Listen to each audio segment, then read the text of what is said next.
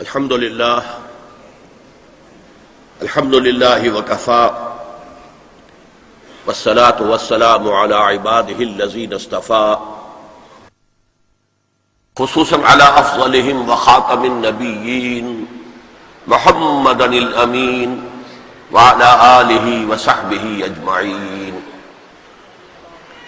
اما بعد فقد قال اللہ تبارک وتعالی كما ورد في سورة الاحزاب: اعوذ باللہ من الشیطان الرجیم بسم اللہ الرحمن الرحیم. لقد كان لكم في رسول الله أسوة حسنة لمن كان يرجو الله واليوم الآخر وذكر الله كثيرا. وقال عز وجل كما ورد في نفس السورة: يا نساء النبي لستن كأحد من النساء ان اتقيتن فلا تخضعن بالقول فيطمع الذي في قلبه مرض وقلن قولا معروفا وقرن في بيوتكن ولا تبرجن تبرج الجاهلية الأولى وأقمن الصلاة وآتين الزكاة وأطعن الله ورسوله انما يريد الله ليذهب عنكم الرجس أهل البيت ويطهركم تطهيرا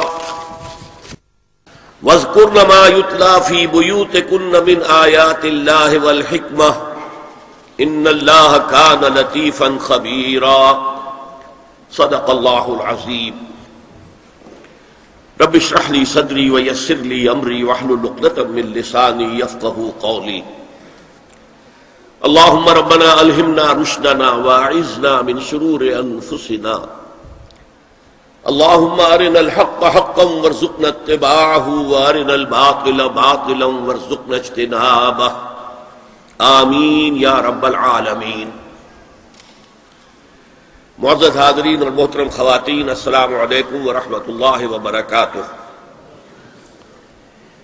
میرے عنوان میں اگرچہ ترتیب یہ ہے کہ اسلام میں پردے کے احکام اور UN کا سوشل انجینئرنگ پروگرام، لیکن بیان میں جو مؤخر و ذکر شے ہے وہ میں پہلے لا رہا ہوں تاکہ پس منظر معلوم ہو جائے کہ اس موضوع پر ہم آج کن حالات میں گفتگو کر رہے ہیں.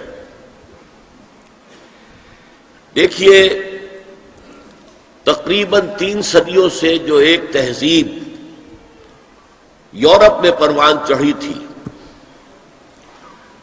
اور اس کے بعض حصے تو گلوبلائز ہو چکے ہیں پہلے ہی، لیکن ایک آخری حصہ وہ ہے کہ جس کو اب گلوبلائز کرنے کے لیے بہت ہی منظم اور کنسرٹڈ ایفرٹس ہو رہی ہیں. اصل میں فکر انسانی کو توہمات کے چنگل سے نکالنا اور استخراجی منطق، ڈیڈکٹیو لاجک کے تنگنائیوں میں سے باہر نکالنا، یہ کام اسلام اور قرآن کا ہے. لیکن اس کے نتیجے میں 2 اسباب سے یہ تہذیب ایک غلط رخ پر پڑ گئی. پہلا سبب یہ تھا کہ یورپ میں پوپ کا اقتدار تھا، گویا کہ تھیوکریسی بدترین شکل میں، اور اس پوپ کے اقتدار میں جہاں بعض چیزیں اچھی بھی تھیں وہ بعد میں ذکر کروں گا، وہاں 2 بدترین باتیں یہ تھی کہ سائنس کا پڑھنا حرام، فلسفے کا پڑھنا حرام. کسی کے گھر سے سائنس اور فلسفے کی کتابیں نکل آئیں تو انہیں زندہ جلا دیا جاتا تھا. اور دوسری بات یہ ہوئی کہ یورپ کو جو یہ سبق پڑھایا مسلمانوں نے، یہ اصل میں اسپین کی یونیورسٹیوں کے ذریعے سے، گراناڈا کی یونیورسٹی غرناطہ، تولیڈو کی یونیورسٹی تولیدلہ جسے کہتے ہیں، کارڈووا قرطبہ کی یونیورسٹی. جیسے ہمارے نوجوان اب جاتے ہیں امریکہ اور انگلستان تعلیم حاصل کرنے کے لیے، ایسے ہی جرمنی، فرانس اور اٹلی کے نوجوان آتے تھے اسپین میں، ہسپانیہ میں، ان یونیورسٹیوں سے تعلیم حاصل کرنے کے لیے. یہاں یہودیوں کا ایک بڑا مؤثر عنصر موجود تھا، اور اس کا بھی ایک خاص سبب تھا۔ یہودیوں کو شدید پرسیکیوشن کا سامنا تھا عیسائیوں کے ہاتھوں۔ بات سمجھ میں آتی ہے، عیسائی جسے خدا کا بیٹا کہتے ہیں اسے یہودی کہتے ہیں ولد الزنا، باسٹرڈ، جادوگر، مرتد، واجب القتل، اور سولی پر چڑھایا۔ تو ظاہر ہے کہ اس قدر فرق ہے، اتنا تضاد ہے کہ بات سمجھ میں آتی ہے کہ سن 300 عیسوی میں جب کانسٹنٹائن جو قیصر روم تھا اس نے عیسائیت اختیار کی اور اس کے ساتھ پوری رومن امپائر عیسائی ہو گئی، تو اب عیسائیوں نے یہودیوں کے اوپر مظالم ڈھانے شروع کیے کہ تم ہمارے جسے ہم خدا کا بیٹا کہتے ہیں تم ان کے بارے میں یہ بات کرتے ہو، تم نے انہیں سولی پر چڑھایا۔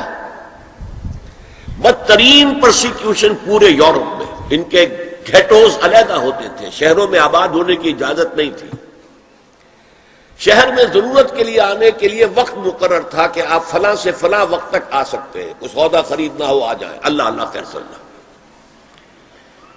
اور یہ جو پرسیکیوشن یہ اسپین میں شدید ترین تھی، تو یہ بہت سخت عیسائی حکومت تھی ہسپانیہ میں۔ انہوں نے ایک بہت ہوشیار حکمت عملی اختیار کی کہ جب طارق ابن زیاد ہسپانیہ پر حملہ آور ہوئے تو انہوں نے ان کی مدد کی، انہیں راستے بتائے۔ ظاہر بات ہے کہ ان کے لیے یہ ساری انجانی دنیا تھی، انہیں راستے بتائے، ان کی مدد کی۔ نتیجہ یہ ہوا کہ ہسپانیہ میں جب مسلمانوں کی حکومت مستحکم ہوئی تو یہودیوں کو ایک بار پھر تاریخ میں وہ مقام حاصل ہو گیا جو انہیں کبھی حضرت یوسف علیہ السلام کے زمانے میں مصر میں حاصل ہوا تھا۔ مصر میں وہ پیرزادے بن گئے تھے اس لیے کہ مصر کا بادشاہ حضرت یوسف کا عقیدت مند ہو گیا تھا۔ یہی حال یہاں ہوا۔ چنانچہ یہ بات لکھی ہے بن گوریون نے، جو پہلا وزیر اعظم تھا اسرائیل کا، that the golden era of our diaspora was Muslim Spain۔ یہ مسلم ہسپانیہ جو ہے یہ ہمارے دور انتشار کا عہد زریں ہے۔ یہ دور انتشار ان کا شروع ہوا تھا سن 70 عیسوی میں، جب ٹائٹس رومی نے یروشلم میں ایک دن میں 1,33,000 یہودیوں کو قتل کیا تھا۔ انہوں نے جو ہیکل سلیمانی دوسری مرتبہ بنایا تھا جسے سیکنڈ ٹیمپل کہتے تھے، اسے منہدم کیا، ختم کیا، اور انہیں فلسطین سے باہر نکال دیا۔ اب جہاں سینگ سمائے چڑھے جاؤ، یہاں تمہارے رہنے کا کوئی امکان نہیں۔ تو یورپ میں چلے گئے، ایشیا میں آ گئے، افریقہ میں چلے گئے۔ اس کو وہ کہتے ہیں ڈایاسپورا، ہمارا دور انتشار۔ تو اس دور انتشار کا عہد زرعی مسلم اسپین ہے۔ اب وہاں انہوں نے جو انہیں حیثیت ایک وقت میں وہاں ہسپانیہ میں مسلمانوں کی حکومت میں بنو امیہ کی حکومت تھی، وزیر اعظم بھی یہودی تھا، اتنی انہیں حیثیت حاصل۔ انہوں نے جو 2 سبق اسلام پڑھا رہا تھا ان نوجوانوں کو کہ جو جرمنی سے، فرانس سے اور اٹلی سے آ رہے تھے، ایک حریت، آزادی، کوئی انسان دوسرے انسان کا محکوم نہ ہو، کوئی قوم دوسری قوم کی محکوم نہ ہو، انسان کو حق حاصل ہو حکمرانوں کو چیلنج کرنے کا، ان سے جواب طلبی کا۔ یہ سبق جو خلافت راشدہ نے دنیا کو پہلی دفعہ دیا تھا، انہوں نے اس میں مزید مرچ مسالہ لگایا کہ یہ حریت، آزادی، مادر پدر آزادی، خدا سے آزادی، شریعت سے آزادی، اخلاقی اصولوں سے آزادی۔ نمبر 2 جو اسلام نے سبق دیا تھا مساوات کا، کہ تمام انسان پیدائشی طور پر برابر ہے،